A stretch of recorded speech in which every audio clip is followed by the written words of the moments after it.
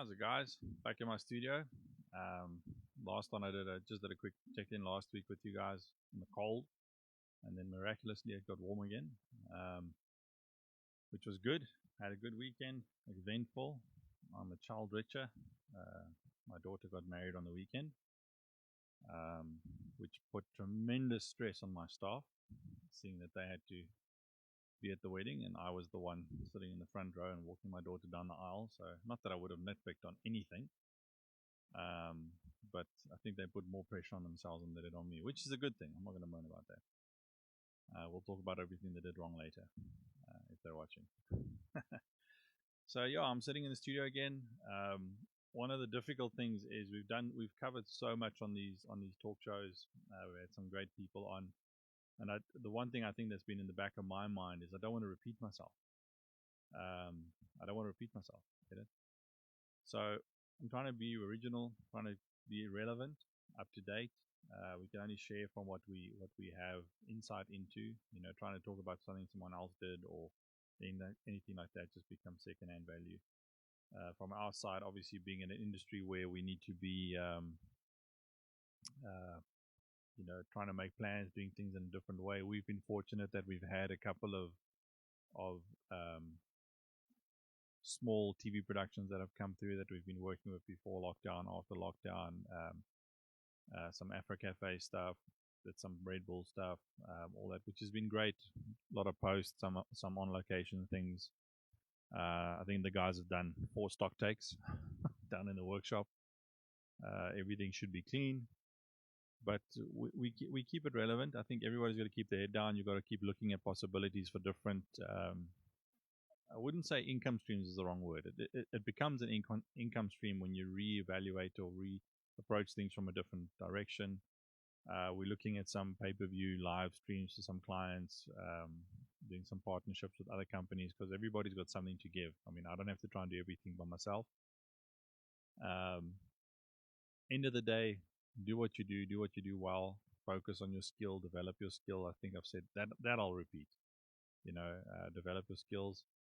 I'm going to call out Paul. Paul, it's a month. We need to do our second session on the broadcast element. I know that Idols is moving in this week. I'm very excited for those guys moving in State Theatre. So doing events under new lockdown. Very excited about the talks that are happening with the Department of Arts and Culture. Sharif Baker and the guys have been doing an amazing job with Kevin. Sharif heads up our council with the TPSA, and it's been an ongoing struggle to be heard. We've been heard. We did the red light campaign, which got the required outcome of opening negotiations. Everything takes its time, I understand that, but there was a webinar this past weekend which I couldn't attend because I was at a wedding, pre-engagement. But what with the Event Safety Council, with the new proposals of actually where we're guiding or trying to guide government on how to let us open up events.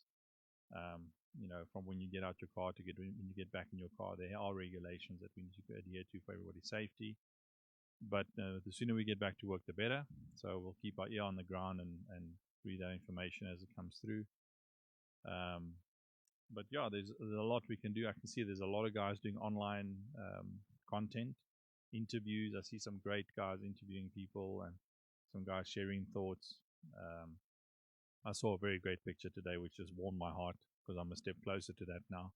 I saw Revel holding his grandchild, Opa Revel. I don't know if you'll see this, but it was a very cute picture. So I have a married daughter now and a son-in-law, so we never know. We'll see. No pressure, guys. But yeah, so just to keep it real, I'm going to I'm going to think of coming up with a couple of series things. Like I said, I want to keep these episodes as short as possible. So I'm going to try and think of some creative things to share with you guys. We've started a WhatsApp group, which Johan will share or if you're interested, just drop us a link. Johan will add you to that WhatsApp group. The WhatsApp group is just obviously to do Q&A a bit quicker. And also maybe some suggestions. We can do some discussions on there. They could lead to a talk show, which is also good.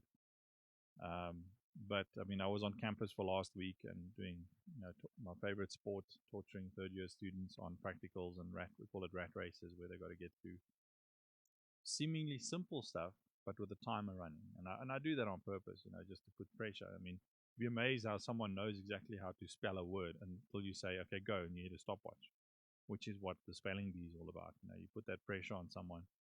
And if you think about it in real life, if you know your game backwards and the client's looking over your shoulder, those are the things that's come out. I think I said this months ago, when we spoke about just our individual character, and character is not developed under pressure. Character is revealed under pressure. When you put someone under pressure, you see what they're made of. That's not when they get created. You're not going to get the job so that you can build character. You're going to get the job because you've got character.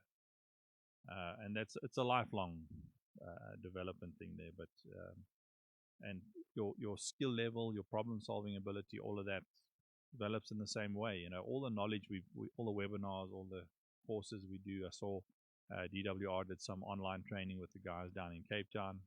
Carl on this side, guys in Cape Town. I think they were doing some DigiGo training.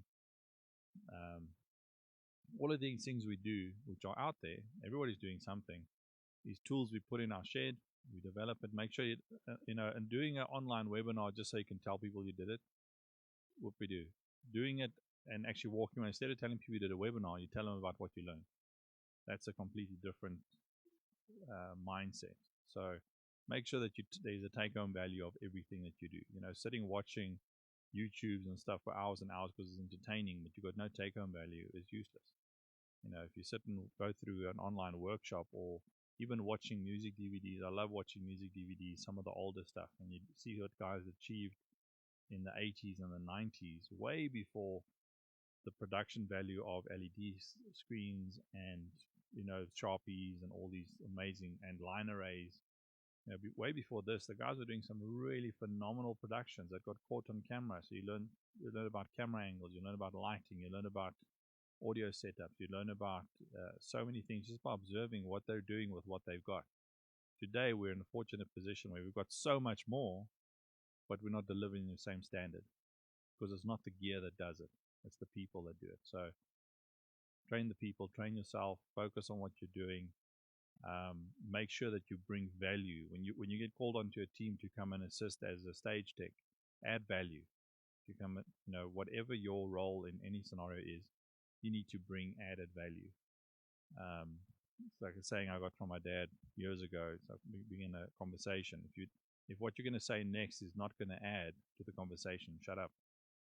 It's not worth saying anything if you're not adding, because it's very easy to say something and take away, demean people, gossip, all that kind of stuff. But if you're going to say something, add value. Make sure that it adds value to whatever whether it is a comment on a stage or anything like that, add value. And you'd be surprised how you get called back and you get booked onto gigs because people see the value that you bring into a scenario. So I think that's my nugget for today. Got my desk set up behind me, looking cool. Got my coffee sign on the side there, I don't know if you can see that.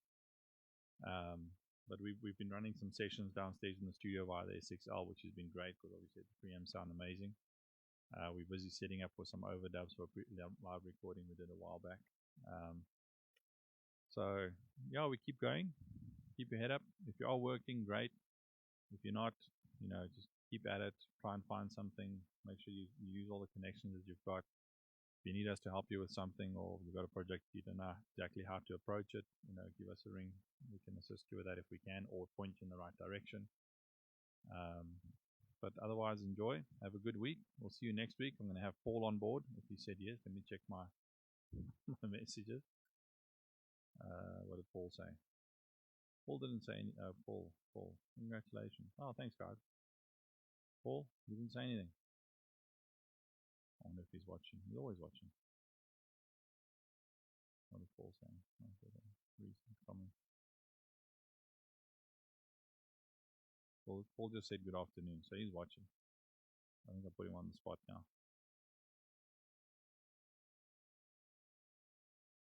My volume a bit low. Oh, I'm sorry about that. I'll talk a bit louder. This was a very quick setup. I literally set this up in 30 seconds, so it's very possible. I'm not running my normal mastering setup and all that, so I need to get myself an SM7. This is not a real DJ mic. This is a cool looking mic, but it's not a DJ mic. It's a proximity sensitive mic, so you'll know when I do this now. Obviously, sound a lot better. So sorry for that. My bad. I should have had my tech support tell me I'm soft. I'll deal with that later. But yeah, have a good one, and I'll see you guys next week.